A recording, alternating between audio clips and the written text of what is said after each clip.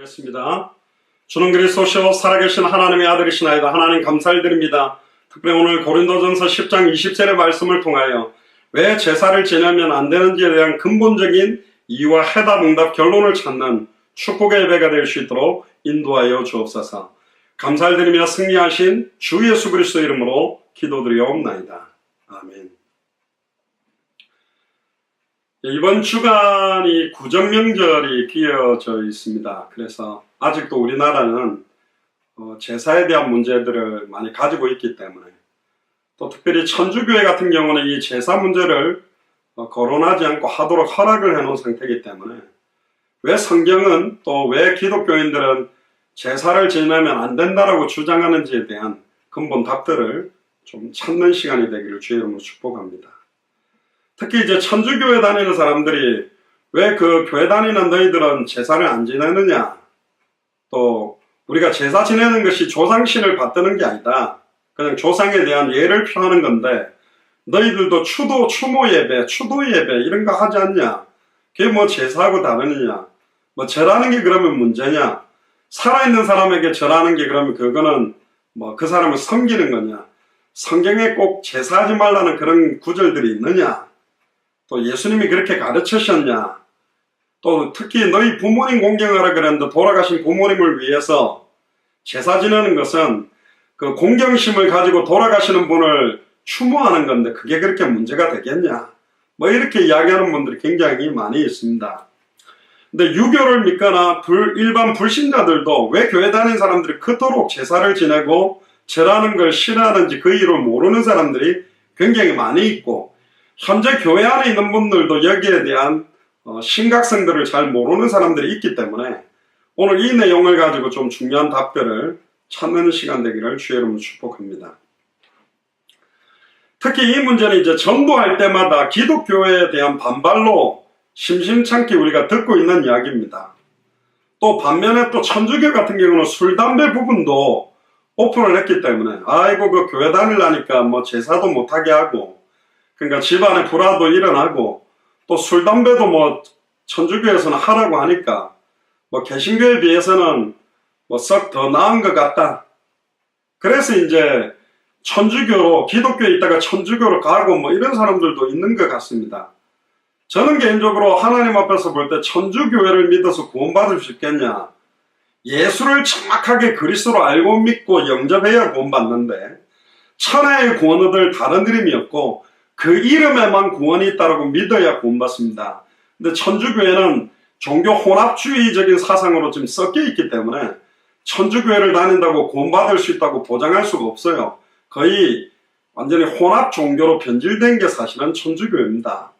그래서 특히 제사 문제만큼 기독교가 천주교에 비해서 굉장히 조금 확산시키는데 어려움이 있지 않겠나. 원래 초기에 가톨릭 선교사들도 우리나라 왔을 때 제사를 못 지내도록 만들었는데요, 수많은 선교사들이 순교를 당하고, 특히 조선이라는 나라가 제사라는 부분을 극심하게 반대하기 때문에 어떻게 하면 좋겠냐, 그래서 교황청에서 선교 전략의 일환으로 그러면 제사를 하라고 하고 이제 믿고 나면 하지 않도록 하는 게 좋겠다 해서 좀 오픈한 것 때문에 지금은 아예 천주교회는 고정적으로 제사를 하는 게 문제되지 않는다라고 할 정도까지 지금 한 번 허용하면 7배 능력이 강하게 잡아버리는 것처럼 사실은 이미 변질돼 버린 것이죠. 그래서 술, 담배 부분, 우리 뭐 예수를 그리스도로 믿는 사람들은 금욕주의를 하자는 건 아니지만 천주교에서는 뭐 프리 스모킹이다, 그러니까 뭐 담배 피는 거 자유다. 그런데 기독교는 스모킹 프리입니다. 우리는 잠배로부터 자유로워요. 담배에 매여서 술에 매여 사는 사람들이 아닙니다. 막 술 없으면 못 살고 담배 없으면 못 살고 그렇게 매여 사는 그런 부분이 아니에요. 가톨릭에서는 술, 담배를 마음껏 해도 된다고 오픈한 것처럼 주장을 하고 있고, 우리는 술, 담배의 중독과 하약에 사망받아라, 그거 갖고 풀리지 않는다. 술, 담배 가지고 인생 해답이다 결론 나오는 것이 아니라 우리 안에 있는 예수가 그리스도라는 그 안에 모든 해답은 다 결론이 있다는 걸 이야기하는 거거든요. 또 뭐 천주교회는 그만한 게 아니다, 마음 놓고 하라는 거 아니다, 뭐 이런 식으로 반대 의견을 말할 수도 있겠지만, 아이들한테 너 네 마음껏 공부할래 게임할래 그러면 아이들은 무조건 게임한다고 그럽니다. 공부하기를 좋아하는 애들은 거의 없어요. 좀 이상한 애들이라니까. 당연히 게임하는 걸 좋아하죠. 술, 담배 중독성에 굉장히 많이 매여 있고, 여러분들 술 때문에 요즘 굉장히 많은 문제가 지금 야기되고 있습니다. 절제하면서 적당히 하면 인간관계도 좋지 않냐, 그것도 저는 핑계처럼 보이고, 술, 담배 하는 사람들 보면 이거 꼭 끊고 싶다, 담배도 끊고 싶다, 술도 끊고 싶다, 그런 사람이 더 사실은 많아요. 특히 교회가 마음껏 해도 된다고 오픈해 본들, 뭐 성경에 술, 담배 하지 말라는 게 있습니까? 술 취하지 말라 그랬지 뭐 이렇게 주장하고, 예수님이 갈릴리 가나 혼인잔치에서 제일 먼저 일으키신 기적도 물로 포도주를 만들었는데 우리 주님이 주를 만들었다. 그러니까 주인주자에다가 술주자를 써가지고, 또 불신자들은 술 좋아하는 분들은 그런 성경에는 굉장히 은혜를 많이 받는데, 먹든지 마시든지 무엇을 하든지 하나님께 영광이 되면 하여야 됩니다. 지금 불신자들도 법적으로도 아무데서나 술, 담배, 길거리에서 담배 피우는 것도 사실 경고하고 벌금까지 매깁니다. 하나님이 우리에게 주신 육신의 건강, 이것들도 온전히 지키지 못하고 술, 담배에 의해서 성범죄나 음주운전으로 많은 사람들이 죽어나가고 가정이 분란되는 너무 많은 문제들도 지금 야기되고 있는 겁니다. 그래서 기독교 입장에서는 이 제사를 1차적으로 우상숭배를 보는데, 불신자들은 단순히 조상을 공경하는 좋은 일이다, 미풍양속이다, 이렇게 보는 겁니다. 그건 관점 차이가 아니고요, 제사를 하게 된 근본 원인과 실체를 모르기 때문에 미풍양속이라고 이야기를 하고 있는 겁니다. 불신자가 제사 드리는 것이 오직 부모를 회상하고 공경하는 예를 표하는 목적뿐이라면 그냥 해도 됩니까? 안 돼요. 왜 안 되는지 오늘 이야기를 할 겁니다. 신자도 진정으로 살아생전에 제대로 효도하지 못했던 이미 돌아가신 부모님을 사랑하고 공경하는 표시로 제사를 잠깐 하면 안 됩니까? 절대로 안 됩니다. 왜 안 되느냐? 그게 사실 오늘 읽었던 본문에도 나옵니다. 대저 이방인을 제사하는 것은 귀신과 교제하는 것이다. 뒤에 조금 자세히 설명을 해보겠습니다. 진짜로 우리 부모님이나 할아버지 할머니가 오셔도 하면 안 돼요. 그런데 부모나 할아버지 할머니가 오는 것이 아니라고 말합니다. 귀신이 온다고 말합니다. 사람이 죽으면 귀신 돼서 또 도는 거 아닙니다. 뒤에도 설명하겠습니다. 사람은 죽으면 천국과 지옥으로 딱 나누어져서 자기 마음대로 구천을 또 돌아다니는 귀신으로 돌아다닐 수가 없어요. 그건 뭐냐? 타락한 천사가 인간을 미혹하고 속이는 거거든요. 자, 그러면 제사제도의 시작에 대해서 조금 알아보면 좋겠습니다. 제사제도는 원래 우리나라 게 아닙니다. 중국에서부터 전래되었는데, 공자 이전에 중국에서 한나라와 상나라 때 정식으로 제사를 지냈습니다. 어떤 황제가 위대하다고 여기면 그를 위해서 기리는 제사라는 걸 한 거죠. 춘추 전국 시대에 모든 질서가 무너지면서 왕들의 조상만 훌륭하냐? 아니다. 우리의 조상, 우리 아버지 어머니도 훌륭하다. 그러면서 소위 명당이라는 장소를 가지고 사당을 짓고 땅을 찾아내서 그들을 기리는 제사를 하기 시작했어요. 특히 송나라 시절 때 성리학자 중, 즉 유교 중에 주희라는 사람, 주희라고도 부르고 주자라고도 부르는데, 이 사람들이 처음으로 조상에게 반드시 제사를 드려야 된다고 강조하기 시작을 했습니다. 부모를 공경하는 일환으로 돌아가신 부모와 조상에게 제사 드리는 것이 중요하다고 주장하기 시작했습니다. 우리나라는 삼국시대나 고려시대에는 불교가 성행해서 조상에게 제사를 드리지 않았습니다. 불교 사람들은 제사를 하는 형태가 아니었어요.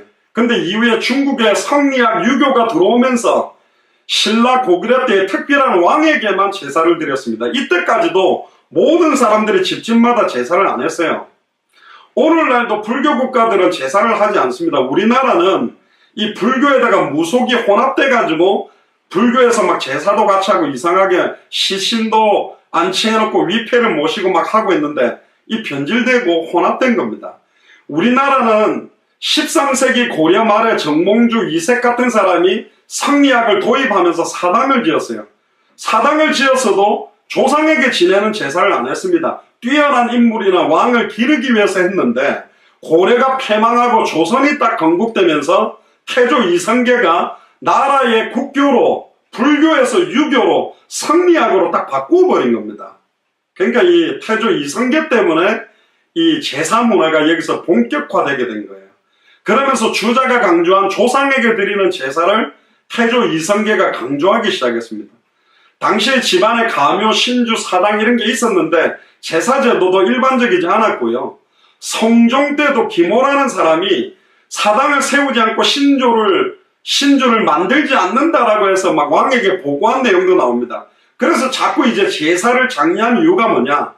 제사를 지내야 장유유서, 높고 낮음과 위아래와 부모님과 자식과의 관계가 덕으로 이어진다. 그래서 덕 있는 사람들에게 제사를 지내고, 그러면 너희도 사는 동안에 덕 있게 살면 너희 자녀들이 너를 위해서 덕을 기리면서 제사를 해주지 않겠냐. 이러면서 이제 제사 문화들이 사당을 짓고, 훌륭한 사람뿐만 아니라 가장 나는 우리 아버지 어머니를 공경하기 때문에, 존경하기 때문에 우리 집도 사당을 짓고 조상들에게 하는 제사를 하겠다. 이러면서 너도 나도 신주를 세우고 제사를 시작하게 된 겁니다. 그러니까 이 제사 문제로 여러 가지 문제들이 많이 생겼어요. 나라의 국모가 죽었을 때 여러 가지 이것을 위해서 막 탄식하는 걸 1년 할 거냐 3년 할 거냐. 대원군은 또 서원 때문에 나라가 망한다고 서원을 불태워버리면서 여러 가지, 그러다가 조선 말기에 여러분들 잘 아시는 이승훈, 안창호, 이승만, 서재필, 남궁억 이런 사람들이 이제는 유교의 패습이 중국에서부터 들어왔고 중국의 문화를 받아들이고 복종하는 거대한 중국 나라에 우리나라가 꼭 굴복하는 형태고, 유교가 패습이 많다. 그래서 우리를 약화시키니까 기독교를 받아들이면서 사대주의 사상을 멀리하면서 이들이 기독교로 개종하면서 제사 제도를 많이 없애기 시작했어요. 제사는 구천을 떠돌다가 제사밥을 얻어먹고 사는 홀령 귀신을 위해서 이 온전한 제사를 드려야 된다고 주장하는 겁니다. 그런데 성경에도 우리는 5계명에 내 부모를 공경하라고 명시되어 있어요. 기독교에는 뭐 부모님들을 공경하지 않냐? 그렇지 않습니다. 그럼 어떤 의미냐? 두 번째 보세요. 대저 이방인의 제사하는 것은 성경은 귀신에게 하는 거라고 말하고 있습니다.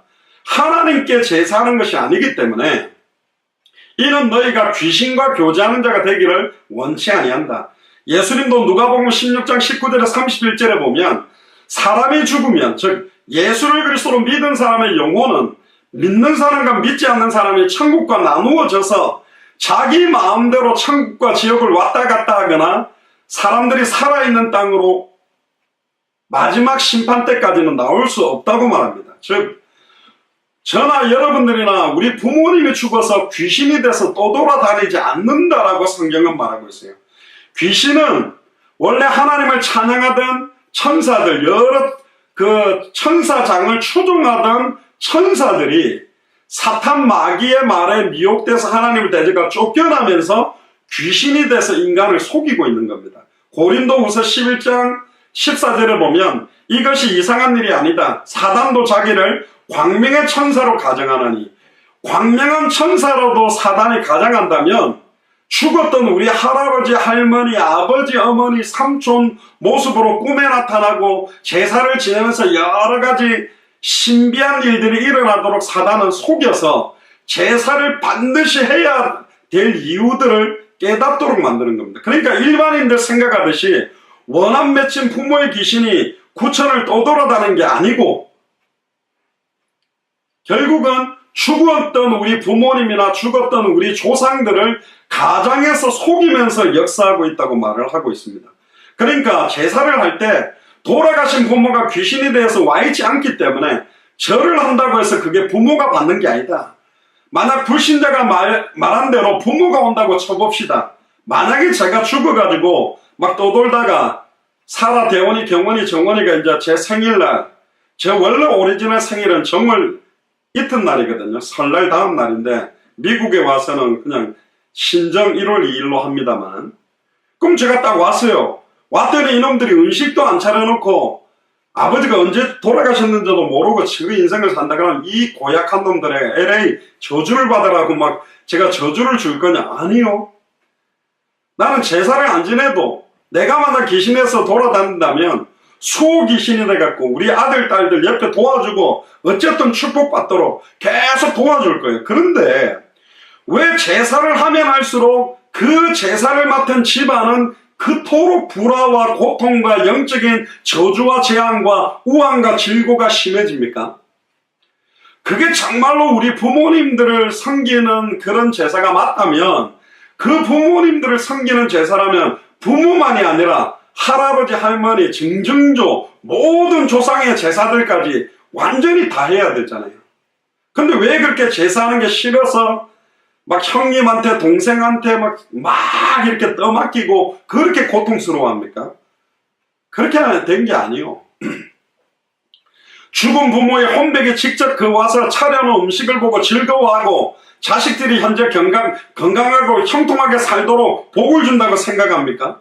조상의 음덕임으로 부모에게 감사하고 앞으로 복받고 잘 살기 위해서는 돌아가신 부모를 더 잘 섬겨야 된다고 생각하는데 틀렸다니까요.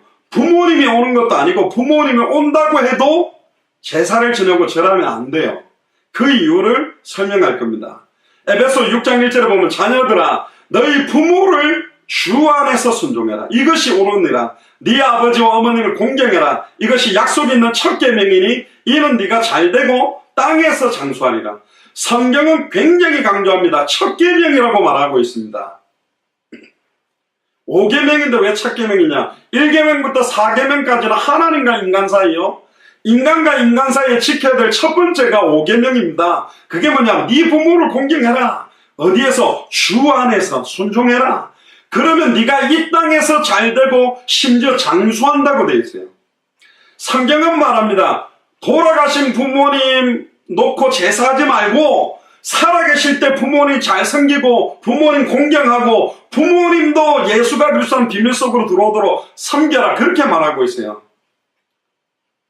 주희 주자가 살아생전에 부모님한테 똑바로 못한 게 철천지 한이 돼가지고 부모님 좋아했던 음식 옷 같은 거 갖다 놓고 막 울고 예전에 세월에 아이가 좋아했던 장난감 이거 놓고 막 부르짖는데 그 아이가 온다고 해도 그렇게 부르짖고 절하고 기도하면 안 된다니까요. 그 아이를 그리워하는 마음은 좋아요. 부모님을 공경하는 마음은 귀한 거예요. 아니 우리 아버지 어머니로부터 받았던 믿음의 유산 부모님을 통해서 정말로 우리에게 전달해 줬던 그런 모습들 중심들 그거 받는 걸 나쁘다고 성경은 말하지 않습니다. 그런데 왜 제사의 형태로 절하고 섬기느냐 이게 지금 문제가 되는 거예요. 골로새 3장 20절에 보면 자녀들아 모든 일에 부모에게 순종하라. 이것이 주 안에서 기쁘게 하는 거다. 부모님을 공경하시길 바랍니다. 이번 명절 때 부모님과의 관계, 시아버지, 시어머님과의 관계, 장인, 장모님과의 관계가 좀 틀어지신 분들은 진짜 복음 안에서 그분들을 두고 섬기고 기쁘게 하도록 최고의 이번 구정명절이 되기를 주의 이름으로 축복합니다. 성경은 계속 강조합니다. 부모님 돌아가시기 전에 살아계신 부모를 주 안에서 순종하고 경경하는 게 더욱더 중요하고 약속이 있는 첫 번째 계명이며 이렇게 할수록 네가 이 땅에서 잘되고 장수한다. 그렇게 말했습니다. 자, 우상 숭배를 따질 때 절을 했느냐 안 했느냐의 형식은 두 번째 문제입니다. 인간을 포함해서 세상의 피조물로서 하나님 대신에 하나님의 자리에 다른 걸 딱 세워놓고 바라볼 때 거기에 모든 생각과 마음을 집중하면 그게 우상 숭배가 돼요. 교회 안에 나무 십자가나 예수님의 그림 같은 걸 걸어놓고 교회 안에 뭐 장식 물건을 우상이라고 볼 수는 없는데 사도 바울도 깎아 만들어 세운 우상은 아무것도 아니고 실제로 존재하지 않는다고 고린도전서 8장 4절에 우상의 재물 먹는 일에 대하여서는 우리가 우상은 세상에 아무것도 아니며 또한 하나님은 한 분밖에 없는 줄 안다. 고린도 교회에 문제가 있었습니다. 워낙 우상숭배가 우리 한국처럼 많으니까 제사 지내고 완전히 이방 신상에다가 절하고 나온 고기들이 막 나오니까 그게 시장까지 온 거예요. 근데 할 수 없이 이제 고기가 그런 게 싸니까 사서 먹는데 막 시비가 붙은 겁니다. 왜 우상숭배한 재미를 사 먹냐? 먹지 마라. 사 먹으면 그게 오염된다. 아니다. 우리는 예수를 그리스도로 믿기 때문에 우상에게 제단 드린 제물이랄지라도 오염되지 않는다. 이거 가지고 싸우니까 사도 바울이 간단하게 이야기했습니다. 우리는 예수를 그리스도로 믿기 때문에 제사 지난 음식, 우상 숭배한 음식, 예를 들면 무당집에 그 갖다 놓은 음식을 우리가 그냥 사과든 배든 뭐 홍동백서 그런 거 막 갖다 먹어도 아무 관계가 없어요. 예수가 그리스도이기 때문에. 그런데 믿음 약한 사람들이 우상 숭배하는 음식을 먹는 걸 보고 시험 들 것 같으면 먹지 말아라. 왜 굳이 우상 제물을 갖다가 사서 먹냐? 한 사람이라도 시험 들 것 같으면 차라리 안 먹는 것이 더 낫다. 지금 이렇게 이야기를 하거든요. 우상으로 깎아놨고 만들었다고 해서 그 안에 신이 들어가 있지 않습니다. 그런데 돌이나 나무나 우상을 만들어 놓고 그게 하나님처럼 나에게 역사할 수 있다는 믿음을 가지고 절하고 섬기기 시작하면 거기에 누가 역사하냐? 사탄 마귀 귀신이 역사하는 거예요. 여러분들 방에다가요, 개가 똥을 싸고 갔다. 그걸 가만히 두면요, 어디서 왔는지 모르는데 파리들이 날라 들어와 들어붙어 있다니까. 우상을 갖다가 만들고 우상처럼 하나님보다 더 사랑하는 걸 붙들고 섬기고 있으면 거기에 기가 막히게 사탄 마귀 귀신의 세력이 와서 역사하는 거예요. 오지도 않는 아버지를 온다고 부르고 어머니를 부르고 하니까 사탄 마귀 귀신이 완전히 광명한 천사로 가정에서 나타나서 역사하는 겁니다. 바보라서 제사하는 게 아니에요. 바보라서 무속인들이 무속하는 게 아닙니다. 바보라서 이방 종교가 다른 귀신들을 섬기는 게 아니에요. 그걸 두고 기도했더니 응답이 온다니까. 역사가 일어나요. 뭐가 잘 돼요. 부적을 썼더니 효과가 있다니까. 그러니까 거기에 잡히는 거예요. 뒤에도 나옵니다. 너희는 알지 못하는 것을 예비하고 우리는 아는 것을 예비한다. 뭘 예비하는지도 모르고 자기가 지금 무슨 제사하는지도 모르고 하고 있기 때문에 성경을 하지 말라는 거예요. 귀신과 교제하는 것이다. 부모가 오는 것이 아니라고 말하는 겁니다. 우주 만물을 창조하신 분은 오직 하나님 한 분이에요. 피조물이 피조물을 섬기는 걸 보고 우상숭배라고 그럽니다.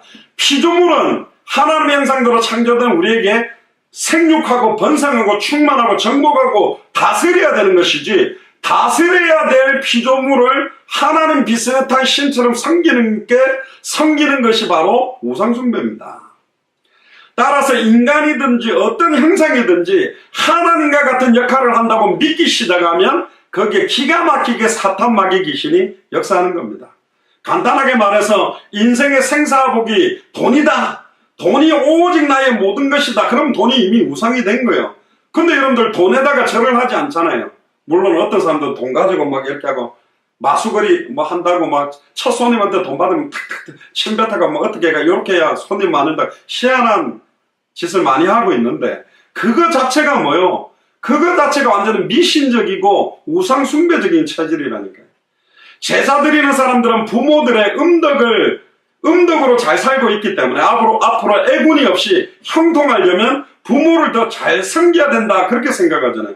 그러면 이미 나의 부모님이 귀신이 돼서 우리의 조상이 신이 돼서 우리의 앞으로의 과거, 현재, 미래의 운명과 인생에 좋은 걸 가져줄 수 있다고 믿고 있는 거예요. 벌써 귀신으로 완전히 우상으로 믿는 거예요. 그러니까 사단이 거기 역사하는 거라니까. 그걸 부모님들이 그걸 가져다 줄 수 있습니까? 아니요. 부모를 공경하면 하나님이 이 땅에서 잘 되고 장수하도록 하나님이 축복하는 것이지 부모님이 가져다 주는 것이 아니라니까. 그러니까 이 사탄은 인간에게 겁을 주거나 좋은 일들이 생기도록 만들어서 아예 항상 그리워하던 돌아가신 부모나 자식이나 원한관계에 있었던 사람들을 통해 꿈이나 환상이나 환청으로 나타나서 아이고 제사 잘 받았다. 옛날에 뭐 어떤 텔레비전 선전을 보니까 일반 소주를 갖다 놓으니까 안 예쁘는데 어떤 유명한 술을 갖다가 딱 보더니 조상 사진이 가만히 있다가 입이 삐뚤 이러져 있다가 싹 웃는 사진. 아, 오늘따라 막 우리가 정성을 다해 음식을 준비했더니 부모님의 저 사진이 웃고 있는 것 같다. 그러는 느낌도 주고 그런 상황. 이런 식으로 계속 조상 숭배에 이 사탄은 배후에서 이 조상 숭배를 하고 우상 숭배하도록 만드는 겁니다. 어떤 면에서는 신년 1월 1일이나 구정이 가장 우리나라에 사탄이 강하게 역사하는 날이에요. 귀신이 가장 역사하는 날이니까. 그러니까 구정명절 때 그렇게 사고가 많이 일어나는 것입니다. 배후에 그 사단이 역사하는 거예요. 그러므로 제사 드릴 때에 요 사단이 항상 자기 배후에 나타나서 거기 역사하고 있다. 그래서 귀신과 교제하는 자가 되지 말라고 성경은 하지 말라고 하는 겁니다. 신자든 불신자든 현실적으로 부모님에게 유산을 많이 받았든지 부모님으로부터 좋은 가르침을 받았다든지 부모님의 특출한 재능과 품성을 물려받아서 내가 현재의 위치와 신분에 이르는 걸 감사해서 부모님을 기린다. 그건 너무너무 좋은 거라니까. 부모님의 은혜, 스승의 은혜, 그거 기리는 게 왜 나쁩니까? 그런데 하나님의 자녀는 그런 부모를 주신 하나님께 먼저 감사해야 돼요. 그 부모를 통해서 우리가 태어나서 살아갈 수 있도록 해주신 모든 은혜와 섭리의 최우선은 하나님이라고 성경은 말하고 있거든요. 부모님을 공경해서 제사를 한다고 말하지만 그거는 공경과 제사라는 행위에 사탄이 어마어마하게 역사하는 거예요. 이미 제사라는 형태를 만들 때 부모님이 뭔가 우리에게 역사할 수 있는 힘이 있다라는 믿음까지 더해지기 때문에 사탄이 역사하고 있는 겁니다. 그래서 바울이 제사 문제를 언급하면서 이렇게 말합니다. 혹은 이날을 중히 여기는 자도 주를 위하여 중히 여기고 먹는 자도 주를 위하여 먹으니 이는 하나님께 감사하며 먹지 않는 자도 주를 위하여 먹지 아니하며 하나님께 감사하느니라. 우리 중에 누구든지 자기를 위하여 사는 자가 없고 자기를 위하여 죽는 자도 없도다. 우리가 살아도 주를 위하여 살고 죽어도 주를 위하여 죽나니 그러므로 사나 죽으나 우리가 주의 것이다. 우리 부모님도 주의 것이고 우리도 주의 것이다. 세 번째입니다. 신자는 부모 공경보다도 하나님이 우선입니다. 그리고 또 부모 공경도 하나님의 뜻 안에서 해야 된다라고 말하는 게 성경이에요. 예를 들면 부모 공경 위에 너무너무 섭섭하니까 음식 다 차려놓고 사진 다 갖다 놓고 제사 세팅 다 해놓고 그냥 예배 드리고 절만 안 하고 먹으면 되지 않냐. 그래서 추도 예배, 추모 예배 형태로 하기는 하는데 사실은 그것도 어떤 분들은 아이고 안 하니까 섭섭해서 한다 그러는데 워낙 해오던 걸 안 하니까 아니요. 사실은 그렇게 음식 차려놓고 막 이렇게 사실 할 필요가 없어요. 어떤 목사님도 그런 이야기 하대요. 신문지로 덮어놨길래 딱 열어놨더니 사과 머리 다 날려놨다고 완전 제사하듯이 준비는 다 세팅해놓고 그러니까 절만 안 하고 예배만 한다고 그러는데 그렇게 예배라도 해야 되냐? 아니요. 그렇게 안 해도 됩니다. 간혹 불신자도 이렇게 말합니다. 나는 하나님도 안 믿고 귀신도 안 믿기 때문에 또 제사 지낼 때 부모의 혼백이 와 있다고 생각하지 않는다. 단지 부모님에 대해서 효도의 연장으로 생각하기 때문에 자식된 도리로 제사를 하는 거다. 왜 기독교가 제사 문제에 민감한지 이해 못하겠다.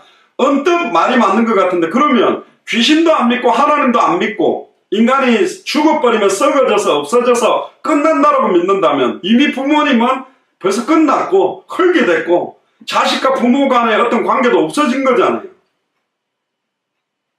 그러면 죽은 이후에 공경하고 효도 안 하는 게 후회돼서 뭔가 제사 형식을 하는 게 아무 의미 없는 걸 하고 있다니까. 그러니까 스스로 그 말에 모순이 사실은 있어요. 제사할 때 절하는 형식만 봐도 문제가 있습니다. 절이라는 것은 반드시 받는 상대가 있으니까 하는 거 아니에요. 이상한 데다가 막 아무도 없는 데다가 절하면 그게 정신병자잖아요. 절을 하겠다는 것 자체는 어떤 대상이 있다고 놓고 있잖아. 안 보이지만. 형식 자체가 돌아가신 부모님이나 조상의 혼백이 와 있다는 게 내포되어 있어요. 그게. 벌써 그걸 믿기 때문에 그런 행동을 하는 거라니까. 기독교에서 제사 때에 절하는 거에 대해 민감한 이유가 뭐냐? 부모를 공경하는 거나 추모하지 않겠다는 말이 아니고 부모의 혼백이 와 있을 수 없다. 결국 사탄이 절을 받고 있고 귀신이 절을 받고 있는 거예요. 우상 숭배가 돼버린 거니까. 종교 행위가 돼버리는 거니까. 나아가서 귀신이나 부모 혼백을 전혀 안 믿는 사람이 절하는 것도 자기는 아무 의미 없이 한다고 생각해도 그걸 받고 있는 게 사탄입니다. 그러니까 구태여 절하는 형식을 고집할 필요가 없다. 부모님에 대해서 모여서 부모님이 그동안 우리에게 주셨던 부모님에 대한 이야기도 하고 부모님의 뜻을 기리면 되잖아요. 이 제사의 형식에 여러 가지 의미들이 들어가 있습니다. 제일 처음에 제사를 할 때 이렇게 복잡하게 했을까요? 아니요. 여러 가지 우상숭배적이고 타 종교 우상숭배적인 요소들이 그 의미를 가지고 다 들어와 있다니까. 처음 제사를 정한 사람이 오직 부모님 공경하는 의미로 하겠다라고 시작했다고 할지라도 어떻게 하면 더 잘 공경할까, 그러면서 각종 우상숭배하는 타 종교에 가지고 있는 걸 집어넣어 가지고 절차를 만든 게 제사입니다. 그 대표적인 게 뭐냐, 저는 저희 부모님이 신앙생활 하시기에 제사를 지내본 적이 없어요. 근데 인터넷 좀 찾아보니까 제사를 지낼 때 홍동백서, 그러니까 붉은색 과일은 동쪽, 하얀색 음식이나 과일은 서쪽, 그리고 앞에 보면 누각 모양으로 딱 목기 목판에 딱 써붙이는 지방이라는 것이 있습니다. 자식들이 제사상 뒤쪽 중앙에다가 그 지방을 향해서 절을 합니다. 그 지방이 부모님 아버지라면 현고, 한자로 현고라는 말로 시작해서 써놓습니다. 현고라는 말 한자 뜻 자체가 뭐냐, 나타날 현, 죽은 아비 고, 그래요. 죽은 아버지가 나타난다고 딱 써놓고 거기다가 절을 한다니까. 심지어 이제 사진까지 딱 두고 절을 하잖아요.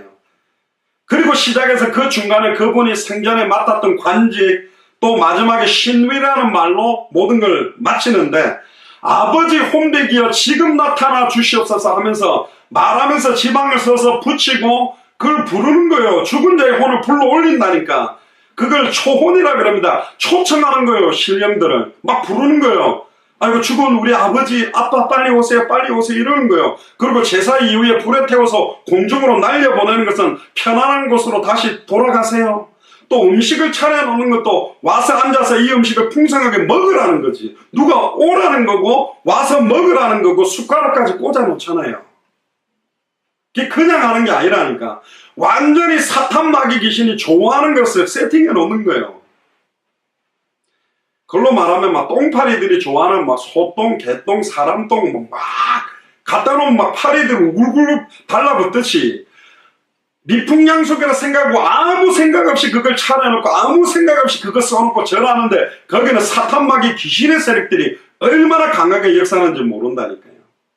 분명히 이 형식은 죽은 혼백을 그 자리에 오라고 불렀고 그 혼백을 향해서 절을 하는 것입니다. 명절에 부모님들에게 뭐 새해 인사하는 게 그게 우상숭배입니까? 아니지요.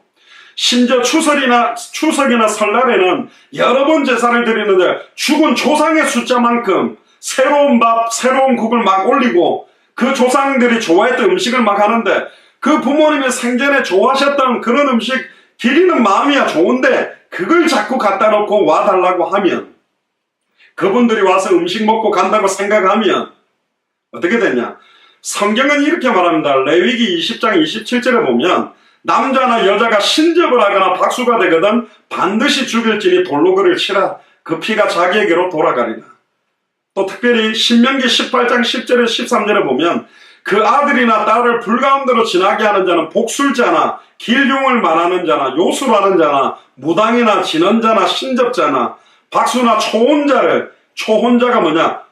홀령을 자꾸 부르는 것을 하는 사람 말합니다. 너희 중에 용납하지 말라. 무릇 이런 일을 행하는 자는 여호와께서 가증히 여기시나니 이런 가증한 일로 인하여 내 하나님 여호와께서 그들을 내 앞에서 쫓아내시느니라. 너는 내 하나님 여호와 앞에 완전해라. 그렇게 명령합니다. 물론 지금 제사하는 사람들이 전문 무당이나 박수는 아니지만 일반인이라도 그 혼을 부르는 지방을 써서 자꾸 불러내는 행위를 하면 또 앞에 있다고 믿고 자꾸 절을 하게 될 때 하나님 앞에 가증한 범죄가 됩니다. 돌아가신 부모님의 혼백은 천국과 지옥으로 가 있는 상태이기 때문에 마음대로 돌아다닐 수가 없다고 되어 있어요. 사탄의 종노릇하고 일평생 사단에게 매여 혹시 이걸 안 하면 우한질고가 오지 않을까, 그것 때문에 우한질고가 오는데 그것 때문에 이걸 해결하지 못하고 있는 일들이 너무너무 많다니까요.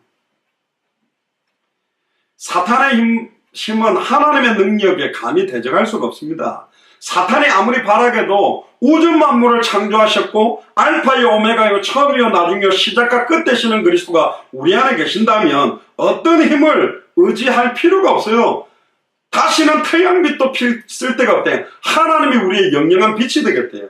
그래서 너는 네 하나님 여호와 앞에 완전해라. 완전한 하나님이 붙드시니까 말씀으로 이 문제에 결론을 주는 겁니다. 이스라엘의 초대왕 사울왕도 생전에 한 번도 여호와 하나님을 진정으로 경배한 적이 없어요. 평생의 악력에게 시달려서 막 다윗까지 죽이려고 하고 오직 여호와께 형식만 갖추고 제사를 지냈습니다. 그러다가 하나님께 완전히 버림받았어요. 사무엘상 13장 8절에 13절에 나오죠.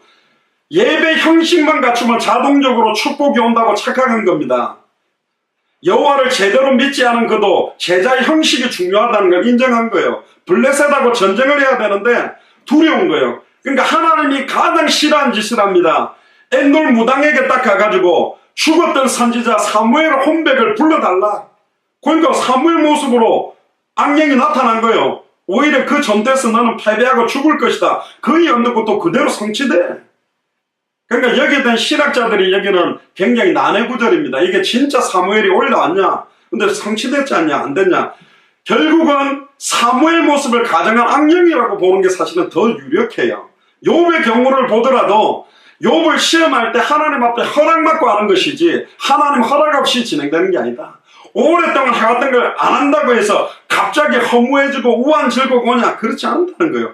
그 생각 허무하게 비어있는 곳에 들어가서 자리 잡는 게 사탄입니다. 이 악령에 사로잡힌 사울은 하나님을 찾기보다는 하나님이 미워하는 신접자, 금방금방 정쳐갖고 내게 뭔가를 되게 해줄 수 있는 눈에 보이고 손에 잡히고 전화해갖고 물어보고 사주팔자 딱딱딱딱 나오게 뭔가 맞추는 것 같은 사람을 의지하는 것 자체가 그를 믿는 거예요.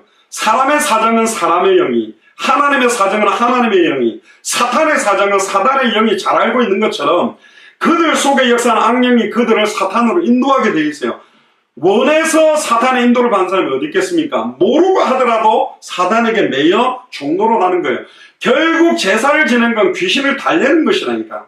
그러니까 사단의 종로로 가는 거예요. 뭔가 좋은 일이 잘생기면 잘생길수록 우리나라에 IMF가 올 때 한보철강 정태수 맞죠? 한보철강에 있던 그 사장이 무속인들에게 점을 치고 당신 이름에 쇠 뭐 이렇게 해가지고 쇠 쪽으로 뭘 사업을 해라 그래가 뭐 철강을 만드는데 그게 결국은 막판에 무너지면서 대한민국에 어마어마하게 바벨탑 무너질 때 다 무너져 버린 거예요.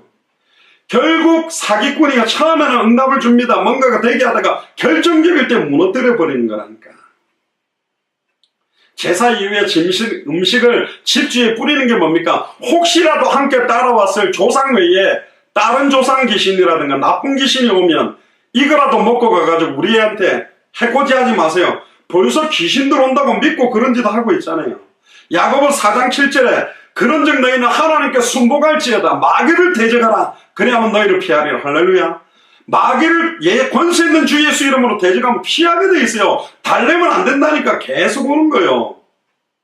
베드로전서 5장 8절 9절에도 보면 근신하라 깨어라 너희 대적 마귀가 우는 사자같이 두루다니며 삼킬 자를 찾나니 어떻게 하면 삼킬까 하는데 삼키려고 딱 돌아다니는데 이미 상 다 차려놓고 나 드세요 하고 앉아있는 거예요. 머리 숙이고 오냐 하고 꿀꾹 그냥 먹어버리는 것이. 너희는 믿음을 굳게 해야 저를 대적하라 그랬다니까. 사탄 마귀 귀신의 세력은 십자가의 죽음과 부활로 2000년 전에 요한복음 19장 30절에 예수님이 다 이루었다. 창세기 3장 15절에 여자의 우선이 뱀의 우선의 머리를 다 박살내버렸다니까요. 할렐루야. 그래서 우리는 제사를 안 하고 예배를 드리는 거예요. 제사 절차는 처음부터 끝까지 귀신의 힘을 믿고 의지하는 내용으로 모든 절차가 다 돼 있다니까. 죄를 하느냐 안 하느냐를 떠나서 귀신이나 좋은 의미로 돌아가신 부모님의 음덕을 기리더라도 그 생각과 마음을 모으고 거기에 집중하는 순간 그걸 믿는다는 거예요. 그래서 기독교에서는 제사에 대해서 민감하게 이야기를 하는 겁니다. 사탄의 힘을 조금이라도 믿고 인정하면 사탄은 좋다고 와가지고 그 사람에게 역사하게 돼 있다니까. 형식이라도 아무것도 아니라고 할 문제가 아닙니다. 형식을 받아들이면 내용도 따라와요. 사람이 어떤 옷을 입느냐에 따라 행동이 달라지잖아요. 예비군 훈련 가보면 대학교 교수들 막 변호사들 이런 분들도 예비군 훈련 따고 가가 군복 입으면 말 안 듣습니다. 아무데나 침 뱉고요. 막 담배 피고 담배꽁초 아무 때나 버리고 그래 딱 자기 자리에 딱 옷 입으면 정상으로 가요. 옷 하나 때문에도 사람이 달라진대. 그 형식 차려놓고 하는 거 분명히 사단에게 역사하게 돼 있다. 할 필요가 없어요. 왜? 결국은 하나님 외에 저와 여러분들의 인간의 생사화복을 주장할 수 있는 신이 없다니까. 하나님만이 참 신이요, 예수만이 그리스도요, 예수만이 사탄의 권세, 우리에게 임하는 죄와 저주, 재앙과 우왕 질고를 단번에 영원히 온전히 끊는 분이라니까. 그러니까 이 사탄은 자기 정체를 감추고 깨진 머리, 어떤 목사님 그러더라고, 깨진 머리 반창고 붙이고 나타나가지고 안 깨진 척 한다는데, 박살 나버렸다니 뭘 반창고를 붙여요. 반창고를 붙이기는 박살 나버렸다니까. 여러분들 음료수 중에서 슬러시 스무디 압니까? 얼음을 갈아가지고 이렇게 막 해가 얼음 덩어리가 갈렸잖아요. 아예 그냥 갈아버렸다니 박살이 나버렸어요. 교묘하게 속이는 겁니다. 뱀머리를 박살내면요, 여러분들 아프리카나 밀림에요, 유명한 독사들 머리를 딱 자르면 반드시 그 머리를 땅에 파묻든지 어떻게 태우든지 그렇게 해야 돼요. 머리 잘린 이 뱀이 잘린 채로도 사람을 그냥 물어버린다니까. 머리가 잘리고 나면 발악을 합니다. 여러분들 곰장어, 민물장어, 뱀장어 이렇게 한번 먹어보세요. 머리 이렇게 딱 못 박아 껍데기 벗기려고 막 잭 하고 젓가락처럼 뻗어 있습니까? 아니요. 발악을 하는 거예요. 뒤트는 거예요. 사탄은요, 처음에 항상 좋은 일, 현실적이고 굉장히 좋은 미풍양속이고 우리나라의 전통인 것처럼 아름다운 한국의 문화인 것처럼 가지고 들어와서 완전히 속이고 무너지게 만드는 겁니다. 결국은 어떤 수를 써서라도 이 사탄이 교묘하게 파고들었던 문화들을 정확하게 분별할 수 있는 것들이 필요한 겁니다. 결론입니다. 2000년 전 십자가와 부활로 단번에 영원히, 히브리서 2장 14절에서 15절을 보면, 자녀들은 혈육에 함께 속하였으며 그도 또한 한 모양으로 혈육에 함께 속하심은 사망으로 말미암아 사망의 세력을 잡은 자 곧 마귀를 없이 하시고 또 죽기를 무서워함으로 일평생 매여 종로로 다는 모든 자를 놓아주려고 오신 사탄 마귀 사망 권세를 깨뜨리고 우리의 승리를 주신 참된 왕이 누구냐? 바로 예수 그리스도입니다. 2000년 전에 끝을 냈다니까. 말씀대로 2000년 전 십자가 부활로 단번에 영원히, 히브리서 10장 19절에 20절에 보면, 그러므로 형제들아 우리가 예수의 피를 힘입어 성소에 들어갈 담력을 얻었으니 그 길은 우리를 위하여 휘장 가운데로 열어놓으신 새롭고 산 길이요 휘장은 곧 저의 육체다. 자기 몸을 찢으사 우리를 단번에 영원히 하나님 만나도록 길을 여신 참 선지자가 누구냐? 바로 예수 그리스도입니다. 2000년 전에 길을 열었다니까. 2000년 전 십자가 부활로 단번에 영원히, 히브리서 9장 12절에 염소와 송아지의 피로 아니하고 오직 자기 피로 영원한 속죄를 이루사 단번에 성소에 들어가셨고 우리를 단번에 성소로 들어갈 수 있는 해방을 주셨다니까. 히브리서 10장 14절에 저가 한 제물로 거룩하게 된 자를 영원히 온전케 하셨다. 단번에 영원히 온전케 끝냈어요. 그것도 한 번의 제사로, 짐승의 피가 아니라 자기의 피로 우리의 과거, 현재, 미래 모든 죄와 저주를 영원히 해방시킨 참제사장이 누구냐? 바로 예수 그리스도입니다. 이 예수님을 나의 그리스도로, 나의 주인으로 영접하는 자, 곧 그 이름을 믿는 자들에게는 하나님의 자녀가 되는 신분과 권세까지 주십니다. 진정으로 예수를 나의 그리스도로, 인생의 주인으로 믿고 영접하면 예수님이 성령으로 우리 안에 들어오셔서 하나님의 자녀가 누릴 수 있는 최고의 축복과 권세가 나타나도록 만드는 겁니다. 그래서 베드로전서 2장 5절에 너희도 산돌같이 신령한 집으로 세워지고 누구로 말미암아? 예수 그리스도로 말미암아 하나님이 기쁘게 받으실 신령한 제사를 드릴 거룩한 제사장이 될지니라. 할렐루야. 여러분들은 하나님이 기쁘게 받으실 신령한 제사를 드릴 거룩한 제사장이요, 이제 여러분들 가문에, 여러분들 시댁 식구에, 여러분들 친정에 거룩한 제사장으로 나가야 돼요. 누구로 말미암아? 예수 그리스도로 말미암아. 이제는 하나님이 기쁘게 받으실 신령한 제사를 드려라. 신령한 제사가 바로 예배입니다. 예수가 그리스도란 복음을 붙들고 그 말씀을 붙들고 찬양하고 기도하고 예배해서 우주 만물을 창조하신 하나님께 예배드리는 것, 신령과 진정으로 예배드리는 것, 그게 여러분들 가문에 회복되게 해달라고 기도하셔야 돼요. 애통한 마음으로. 로마서 12장 1절에 그러므로 형제들아 내가 하나님의 모든 자비하심으로 너희를 권하노니 너희 몸을 하나님이 기뻐하시는 거룩한 산 제사로 드려라. 우리의 몸을 드리래요. 몸뚱아리만이 아니라 나의 영혼과 생각과 마음과 관심사와 동기와 목적과 이유, 모든 계획을 산 제사로 다 드려라. 이는 너희의 드릴 영적 예배다. 몸뚱아리만 와 있는 육신 예배가 아니라 영혼과 생각과 마음과 중심까지 다 드리는 게 바로 영적 예배입니다. 귀신에게 하는 제사가 아니라 하나님이 기뻐하시는 거룩한 산제사를 드리게 되는 참된 영적 예배가 되어져야 됩니다. 오늘도 그 영적 예배를 드리는 시간인 줄로 믿습니다. 요한복음 4장 22절에 24절에 너희는 수가성 우물가에 예인에게 말합니다. 너희는 알지 못하는 것을 예배하고 우리는 아는 것을 예배하노니. 지금 수많은 사람들이 알지 못하는 것을 예배하고 수많은 종교와 제사와 여러 가지 미신을 가지고 배후의 광명한 천사로 가장해서 장군으로 보살로 동자신으로 희한한 타 종교의 지도자들처럼 나타나서 속이고 있는 것, 그 실체가 누군지도 모르고 예배하고 있기 때문에 알지 못하는 것을 예배한다고 말하는 거예요. 그래서 기독교에서는 절대로 제사라든가 절하는 행위를 하지 말라는 겁니다. 우리는 아는 것을 예배하는 거예요. 2000년 전 십자가 부활로 모든 문제를 끝내신 예수를 그리스도로 알고 믿고 영접한 자가 예배하는 것입니다. 이는 구원이 유대인에게서 나며 아버지께 참으로 예배하는 자들은 신령과 진정으로 예배할 때가 오나니 곧 이때다. 지금이 우리가 신령과 진정으로 예배해야 될 때입니다. 다른 성경에 보면 성령과 진리로, 성령 충만함과 진리, 예수가 교사한 복음으로 예배드리는 때가 지금이라니까요. 아버지께서는 이렇게 자기에게 예배하는 자들을 찾고 계신다. 아멘입니까? 하나님은 영이시니 예배하는 자가 신령과 진정으로 예배할지니라. 그래서 우리의 몸과 마음과 생각과 온전한 중심 자체를 거룩한 산제사로 드리고 나의 일평생 전체가, 나의 삶 자체가 하나님이 기뻐하시는 거룩한 산제사가 되도록 오늘도 신령과 진정으로 드리는 참된 영적인 예배가 일평생 내 인생에서 회복되기를 주의 이름으로 축원합니다. 기도하겠습니다. 주는 그리스도시요 살아계신 하나님의 아들이시나이다. 하나님 감사를 드립니다. 왜 제사를 지내면 안 되는지에 대한 답을 찾게 하시니 감사를 드립니다.